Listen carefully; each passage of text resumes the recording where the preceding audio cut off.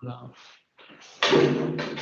Espérate, como vamos a ponerlo así, pásate aquí si quieres. Vale, sí está grabando.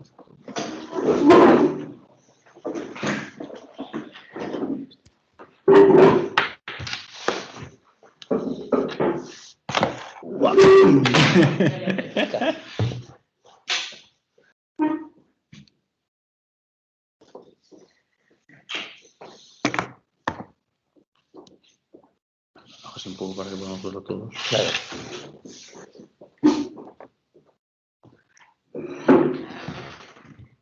Esa es distancia que ya de mejor sin gafas.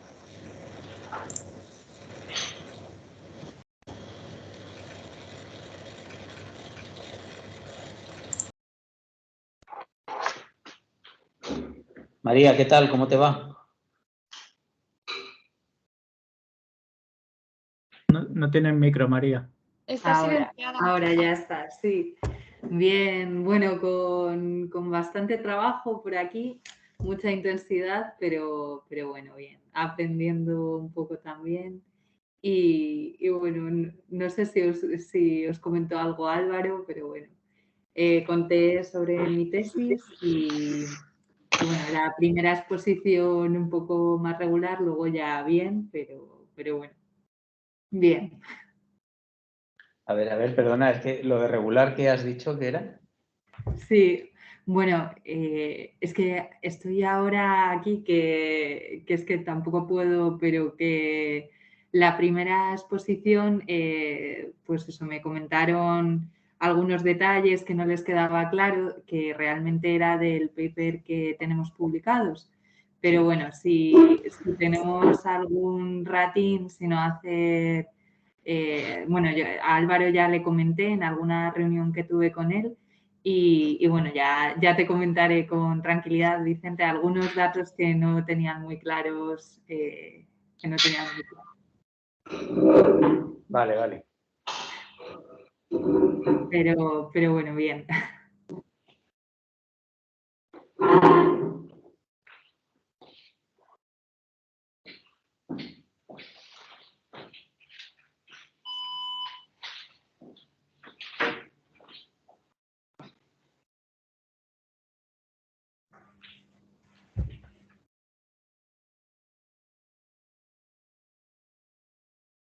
Yo creo que llega hasta aquí incluso.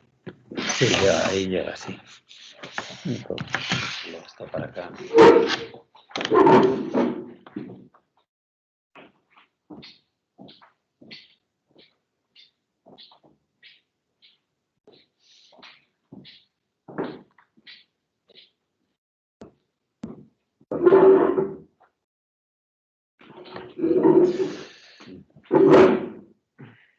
¿Cómo va hoy lo de admitir a la gente para que no se quede nadie fuera?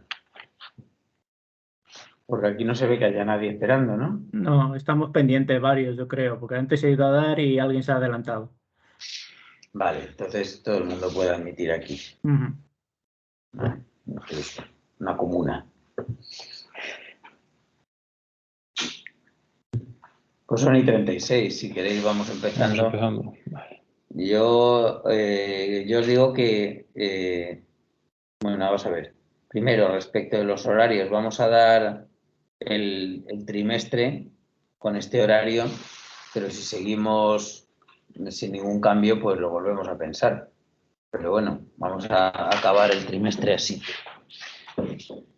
Y luego, pues vamos a ver, por si alguno no lo sabéis, pedimos dos cosas. El artículo del que hablamos hace 2 semanas, ese de la evolución a medio plazo de los pacientes, ya ha sido aceptado en European Archives. Y la otra cosa es que ya sabéis que obtuvimos financiación para el proyecto en el que estamos por parte del Instituto Carlos III.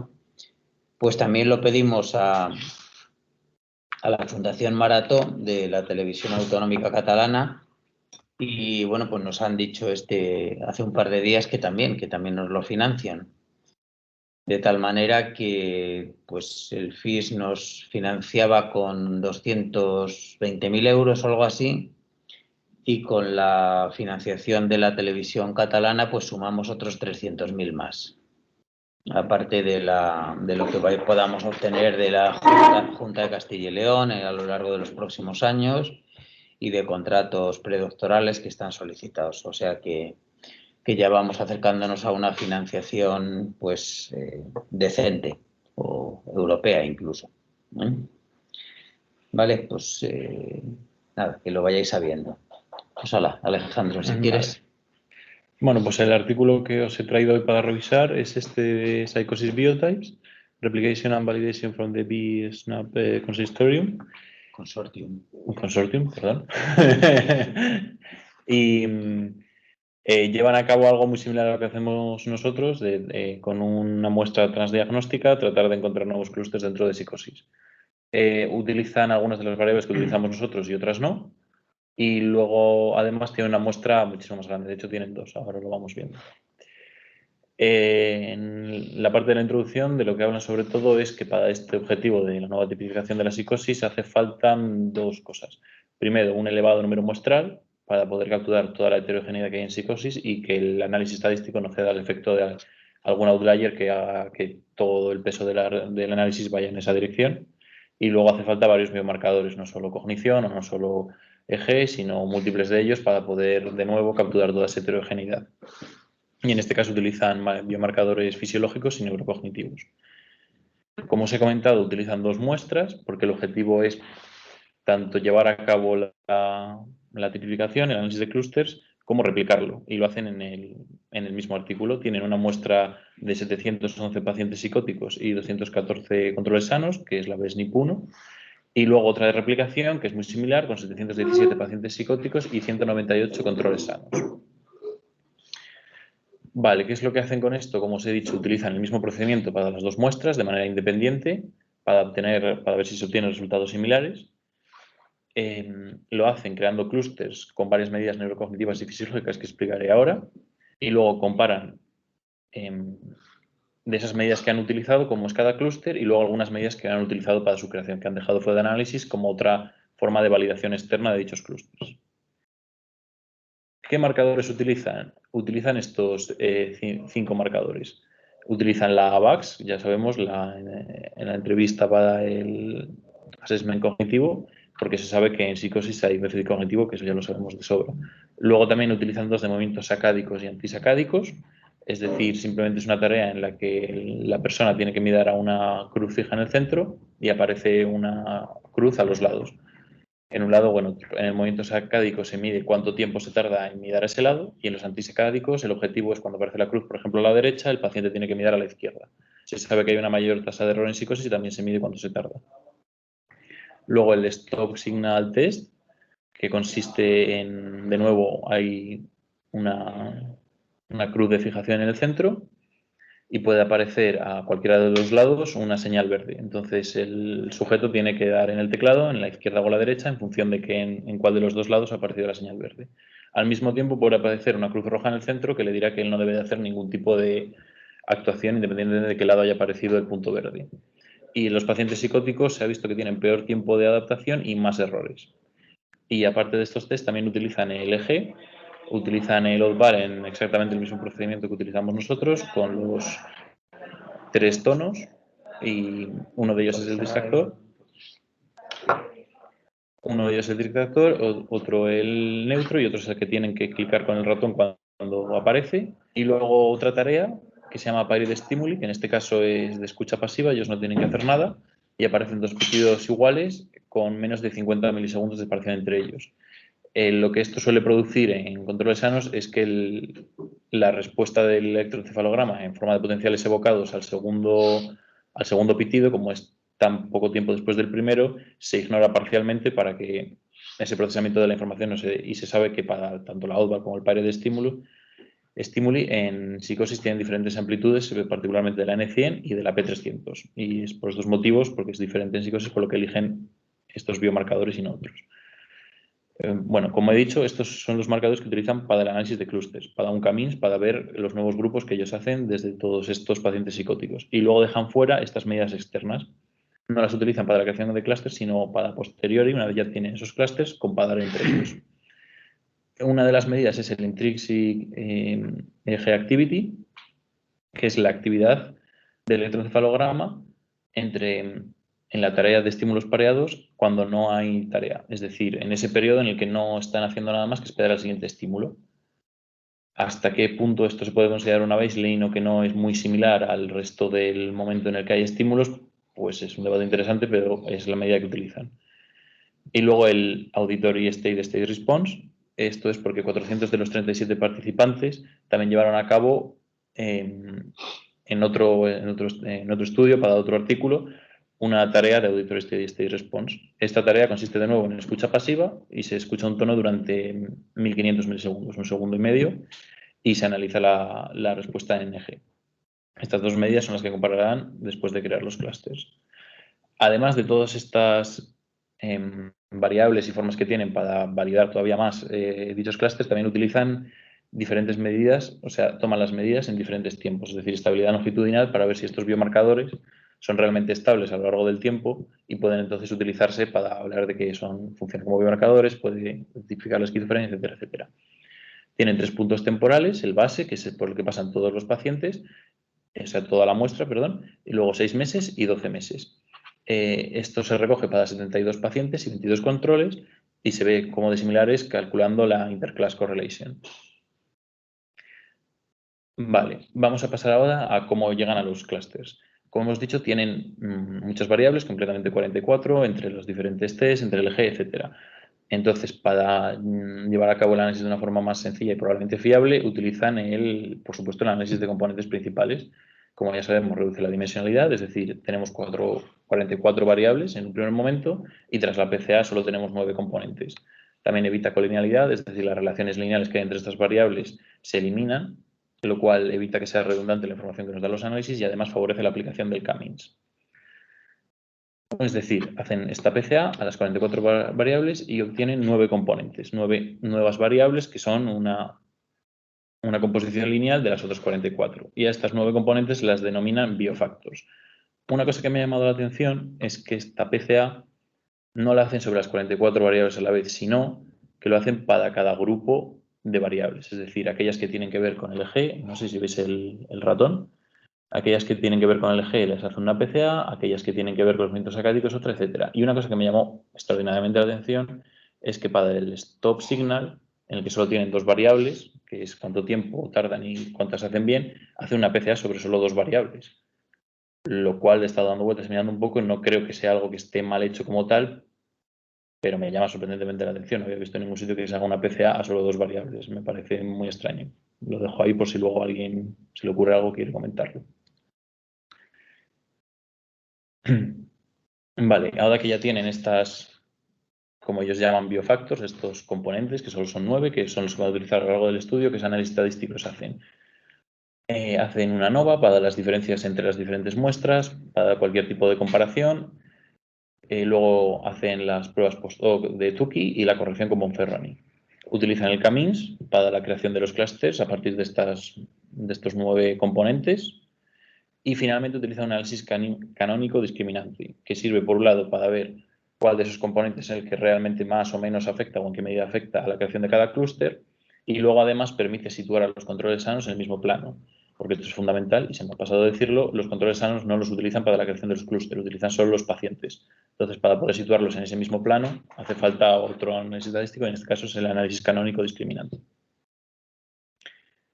Vale, lo primero, muy rápidamente, esa estabilidad longitudinal de la que os he hablado antes, que tomaban las medidas en base 6 meses y 12 meses, las comprueban con el ICC del que os hablé.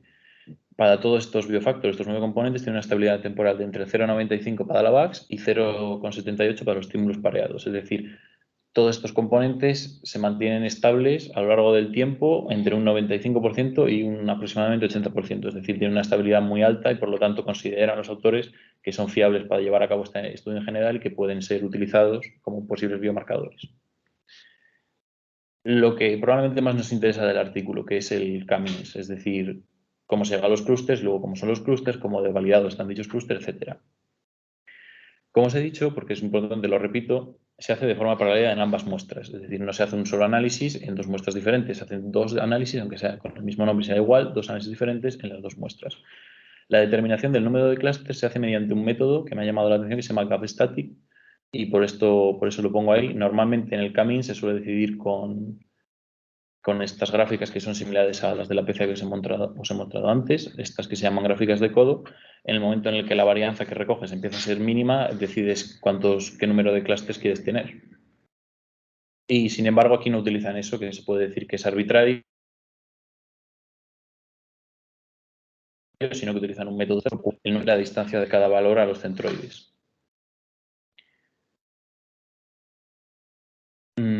Vale. Como os he dicho, con estas dos muestras, cada una de aproximadamente 700 pacientes, hacen 3 clústeres. Es el resultado al que llegan. ¿Qué medidas de los clústeres? Por decirlo de alguna manera, cómo de validados están. Lo que los autores señalan son estas 4 cosas. Por un lado, es que todos los biofactores, esos componentes de la PCA, son estadísticamente significativos para la formación de los clústeres, es decir, cada una de esas 9 cosas son importantes para cómo se han creado los clústeres. Si no estudian esas 9 cosas, no se hubieran creado de la misma manera. Pero según los autores es el esperar debido a cómo funciona el propio método GapStatic. Luego, para ambas muestras, recordamos que se hacen por procesos diferentes. El peso de los biofactores para la creación de los clústeres es similar. Es decir, el 95% de cómo se crean esos clústeres a partir de estas variables es igual para las dos muestras, aunque se hayan hecho de manera independiente. Todos los clústeres contienen una representación similar de diagnósticos, es decir, en estos 3 clústeres hay pacientes con diagnóstico del DSM de esquizofrenia, de esquizoafectivo y de bipolar. Sí que es verdad que en el clúster 1 hay algo más del espectro de la esquizofrenia y en el clúster 3 hay algo más de bipolar, pero no hasta el punto de ser significativo. Y otra medida que utilizan para una validación todavía más de dichos clústeres es que utilizan la solución de un CAMINS de una muestra en la otra. Es decir, no es que repitan los análisis, sino que una vez ya están los números hechos, pues de alguna manera pasan los sujetos sobre el CAMINS de la muestra contraria. Y eso tiene una similaridad del 90%.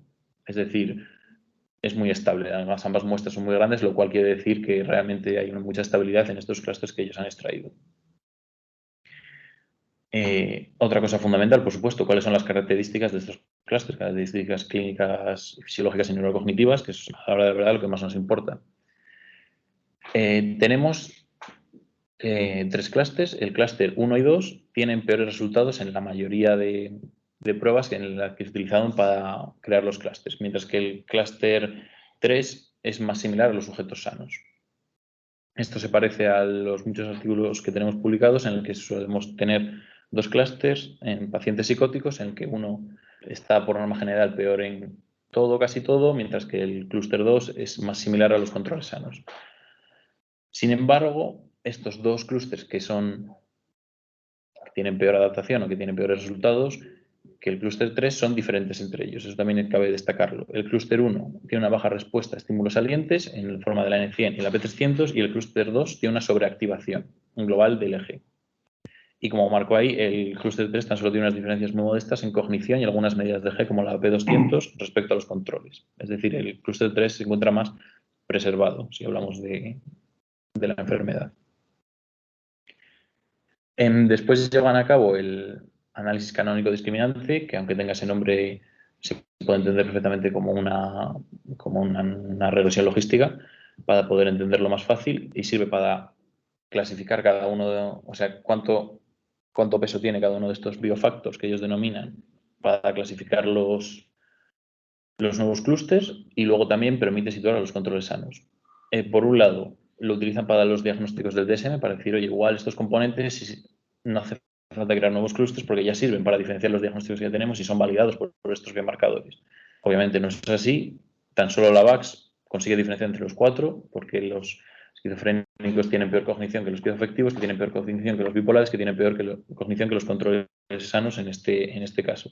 Mientras que el resto de biofactores que ellos utilizan tiene una discriminación más irregular y muy baja sobre estos diagnósticos porque obviamente no están relacionados de la misma manera directa que con los clústeres.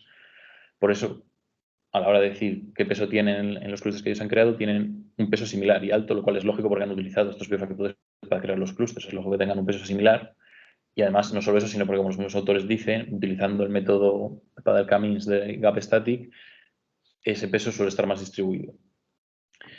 Pero de todo esto lo que es más importante es que al aplicar la función canónica discriminante sobre los sujetos sanos, es decir, situarlos en el mismo plano que todos los pacientes, se sitúan no se sitúan significativamente diferente al clúster 3. Es decir, los controles sanos y el clúster 3 para el análisis canónico discriminante son idénticos, mientras que el clúster 1 y 2 sí que se encuentran significativamente diferenciados y separados de estos dos grupos. Vale, finalmente, ¿qué es lo que nos queda? La validación con los constructos de medida externa, es decir, esas medidas que tomaron pero que no utilizaron para la creación de los clústeres. Tenemos por un lado el Intrinsic EGG Activity, es decir, esa actividad del EG en ausencia de tarea directa, en ese momento en el que solamente están esperando a la siguiente tarea. ¿Pero esto qué es? Esto de la actividad intrínseca. Quiero decir que es potencia eléctrica, es distribución de bandas, ¿qué es esto? Esto era... Yo creo que lo tengo. Si no recuerdo mal, es potencia, lo hacen por bandas, pero si no recuerdo mal...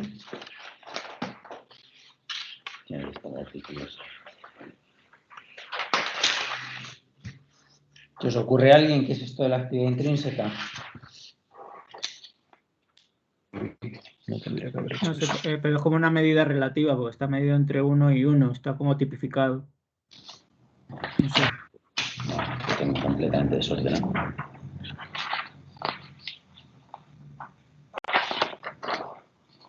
Esta es la primera parte.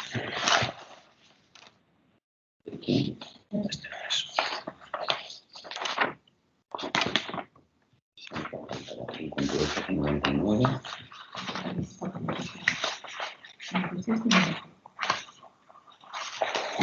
Aquí la perdí.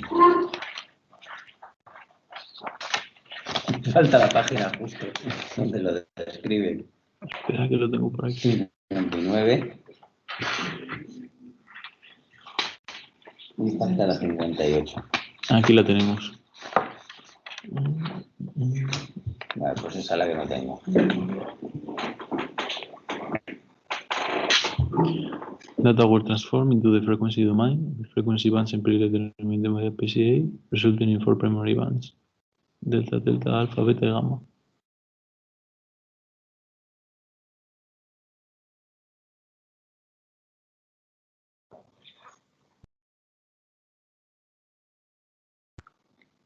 Y los métodos de un tal Tomás que se transforman en las bandas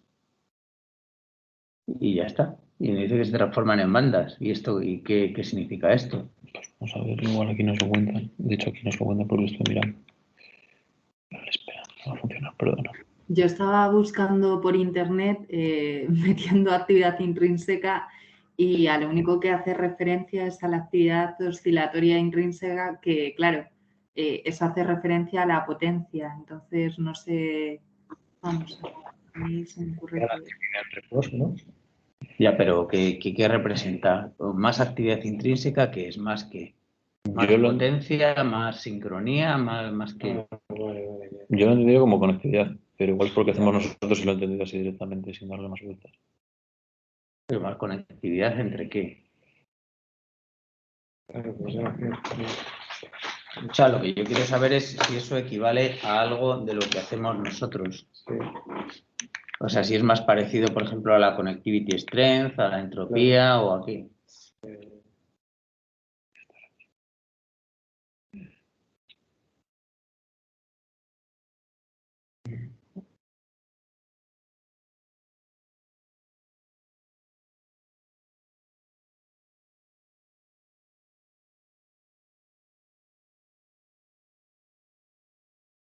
A ver, se hace una transformación en tiempo-frecuencia. Es una transformación de Fourier, entiendo, de FFT.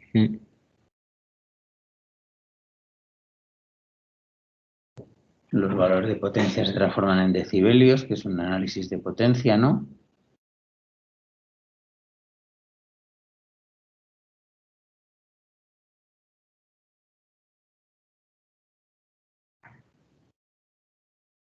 A ver si un poco más abajo.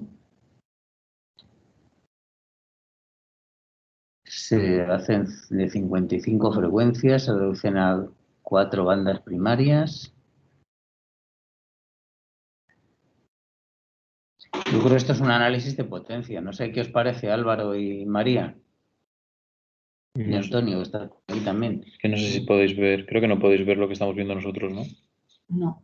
Pues, bueno, No, pues no lo estamos viendo y yo estoy vale, buscando en el artículo y tampoco lo termino de encontrar. No sé si están mirando unos métodos suplementarios o algo así. No, igual. era el otro. Cierto, cierto.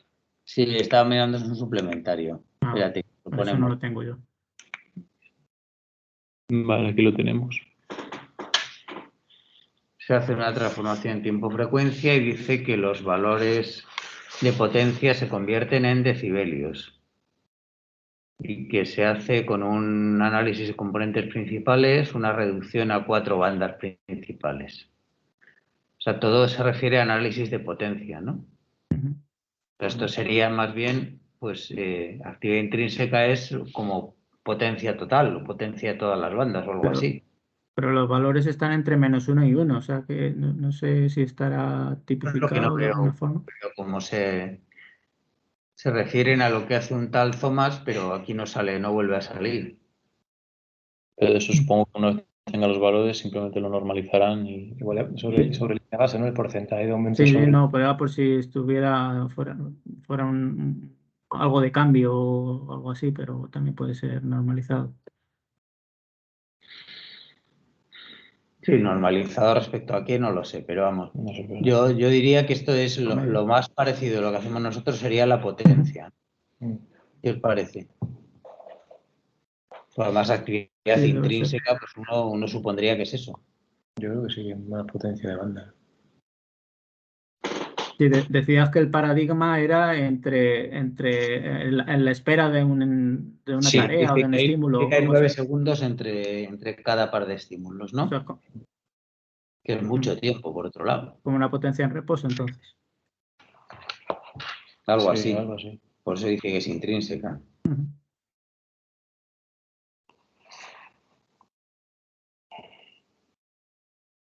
Y vale 1 menos 1, ¿no? En las imágenes sí. Opa. Igual eso es el porcentaje de aumento sobre línea base. Positivo y negativo. La potencia de banda puede ser positivo o negativo. Sí, ¿no? El valor sí, alfa, beta puede ser. Pasa que así representado no lo he visto. Yo sé que te pueden dar el valor de porcentaje de aumento sobre línea Sí, base. se tipifica sobre el promedio global, yo qué sé. Entonces los pacientes están con valores negativos y los controles con valores positivos o al revés. Vemos la imagen, no Vale. están colorines. Espera que os la presente porque si no, no la podéis ver.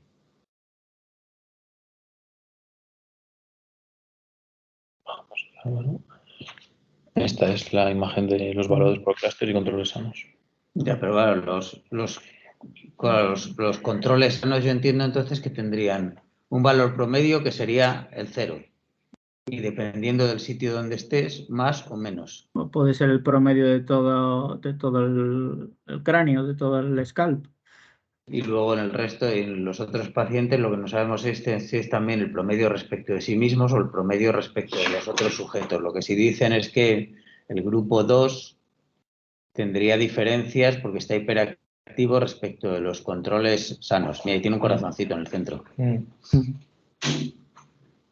Yo creo que entonces es respecto de sí mismos y que luego se comparan o algo así. O sea, que habría como una hiperactivación, no, pero no estarían centrados en el 0. Bueno, sí. En el grupo 2 habría un 0 que está en el núcleo. En los controles sanos habría un 0 que está alrededor del núcleo. Y en el grupo 2 hay como mucha hiperactivación periférica, ¿no? Más. Bueno, yo creo que esto sí, que es que lo que se parece más es actividad total. Que la actividad total, por otro lado, vimos en nuestro caso que sí que tenía que ver en el estudio de María, ¿verdad? Que tenía que ver la actividad en reposo con la connectivity strength y todo esto, ¿verdad? ¿Correcto o no? Sí. Vale. Pues entonces esto podríamos ver que el grupo 2, que es uno de los grupos cognitivamente deficitarios, que el grupo malo se divide en 1 y 2. El grupo 2, si os acordáis en nuestro estudio de esquizofrenia research, el grupo cognitivamente deficitario tenía globalmente un aumento de connectivity strength, de densidad conectiva, que se correspondería con este. O sea, el grupo cognitivamente deficitario se dividiría en 2 con más pacientes. Uno que se corresponde con el promedio del nuestro, que es el 2, y otro que se desprende de ahí, que sería un grupo cognitivamente deficitario sin hiperactividad cerebral. Ambos tendrían una disminución de la amplitud de la P300. Es así, ¿no? Sí. Vale. Y aquí lo que no tienen es datos anatómicos, que nosotros sí tenemos. Efectivamente. Venga, pues sigue. Bueno, ya quedan 2 diapositivas. Aparte de esta validación externa, la otra, si me deja, la otra que utilizaban es el Auditory Steady State, que da una escucha pasiva a un tono de 1,5 segundos.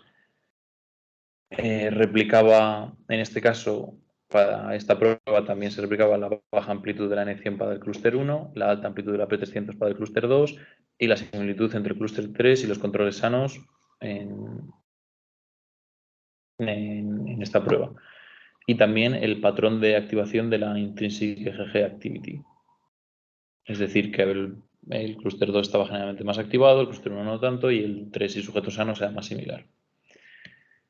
Así que como un resumen así muy general, aplican análisis de clústeres a una muestra muy amplia con diversas variables que replican 2 veces. También obtienen 2 subgrupos con peores resultados y un tercero similar a los controles sanos. Sí que es verdad que los resultados de estos 2 subgrupos malos son diferentes. Y están fuertemente validados por medidas longitudinales, porque lo replican varias veces, porque lo hacen en 2 métodos diferentes, porque cruzan en varias ocasiones los métodos con las muestras para ver si da algo similar y siempre lo hace.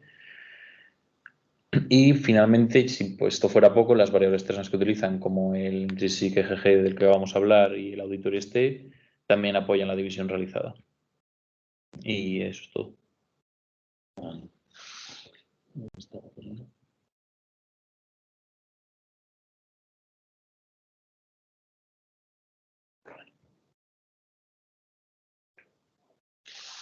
Bueno, yo creo que es evidente que hacen cosas bastante parecidas a las que hemos hecho nosotros y con unos resultados similares, solo que con 5 veces más sujetos que nosotros, lo cual, bueno, pues sugiere que podríamos buscar algún tipo de colaboración. Yo sí os digo que yo he escrito al autor principal de este artículo proponiéndole algún tipo de colaboración, porque ellos, por ejemplo, en el análisis del EEG, pues yo creo que estamos por delante con todos los parámetros que hemos realizado. Entonces, bueno, pues estamos a la espera de que contesten. Yo creo que es muy que puede animarnos bastante el que desde un sitio completamente diferente tengan las mismas ideas que nosotros, y no solo eso, sino que además les hagan unos resultados bastante superponibles. Básicamente un grupo cognitivamente muy deficitario, porque el grupo 1 y 2 tienen unas puntuaciones bastante bajas, se ve por aquí en algún sitio. Lo tengo por aquí completamente desordenado, pues no lo tengo así aquí. Estaría aquí, mira, pone esta imagen. Está en el artículo. Estaría en la página 61 del artículo, que debe ser como la tercera o la cuarta.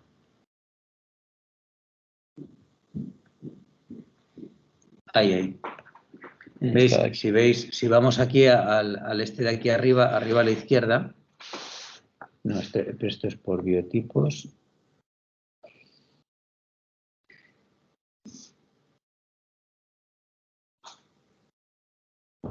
Aquí lo que vemos es frente al DSM. Aquí yo creo que es este el que tenemos que ver, el que está aquí a la derecha. Como os ha contado Alejandro, hay 2 muestras. La original y la de replicación. Entonces aquí vemos, por ejemplo, en la VAX, que en línea roja continua tenemos el biotipo 1 con triangulitos y el biotipo, o sea, vamos a ver si me aclaro yo. Son los colores del biotipo 1. En la VAX, la línea roja sería el biotipo 1, que tiene una puntuación VAX muy baja en comparación con el biotipo 3, que es el verde, que tiene una puntuación cognitiva alta. Y el biotipo 2, que es el azul, tiene en la VAX una puntuación baja. En lo que se diferencia en el biotipo 1 y el biotipo 2 es en la amplitud de la P300 y la actividad neural, que aquí llaman ongoing, debe ser la intrínseca esta, porque no hay otro dato. Entonces, el 1 y el 2 se diferencian en que uno tiene una P300 bastante normal, sería aquí, la P300, y el biotipo 2 bastante normal y el biotipo 1 bastante disminuida. Y la actividad neural intrínseca de un biotipo también es bastante diferente de la del otro tipo. En cambio, la cognición es muy deficitaria en ambos biotipos. Nosotros, si os acordáis, tenemos un biotipo con una cognición razonablemente conservada y otro biotipo con una cognición muy alterada. Y ambos se diferencian, en nuestro caso, en una alteración de la...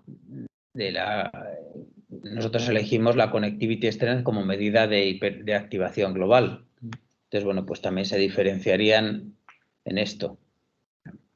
Lo que no hemos mirado en ningún caso, yo creo que no le hemos dado importancia y lo mismo teníamos que mirarlo. La amplitud de la P300 entre nuestros dos biotipos. Claro que si hemos mezclado el 1 y el 2, lo mismo nos resulta que no hay ninguna diferencia, porque la media estaría por aquí en medio. Bueno, no sé qué os parece a los demás. Yo creo que es bastante interesante que esto apoya lo que estamos haciendo, ¿no? Sí.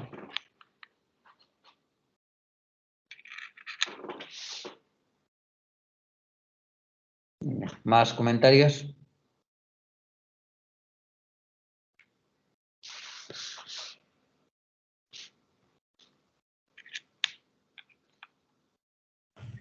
Que a lo mejor con lo de la amplitud puede ser una buena idea porque están saliendo muchos artículos también de neurofisiología que miden funciones cerebrales de diferente tipo, de lenguaje y se está teniendo muy en cuenta la amplitud de los potenciales. Entonces quizás pueda dar también información. Sí, no, sí. De hecho es un parámetro que lo hemos extraído en otras muestras y en esta yo creo que ahora mismo no lo tenemos extraído, ¿eh? Pero vamos, no creo que sea demasiado difícil sacarlo. Pues sacado en un mismo punto la amplitud del potencial, o sea, quizás por electrodos, pues sí que tenga, vamos, que sí que pueda aportar. Hombre, lo que hemos hecho otras veces es hacerlo de manera adaptativa, es decir, tratar de buscar la máxima amplitud en un punto Sí. y ahí analizamos el eje a la misma distancia de la amplitud, a la misma distancia de la máxima amplitud. Quiero decir que en un sujeto analizamos de menos 150 más 450 milisegundos, por ejemplo, y en otro de 200 a 500. Porque la latencia del potencial puede ser diferente. Pues Venga, más comentarios que se os ocurran.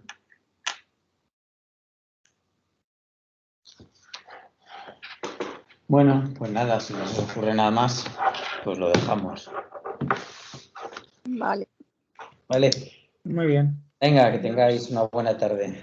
Igualmente. Igualmente, gracias. Hasta luego. Luego. Adiós. Adiós.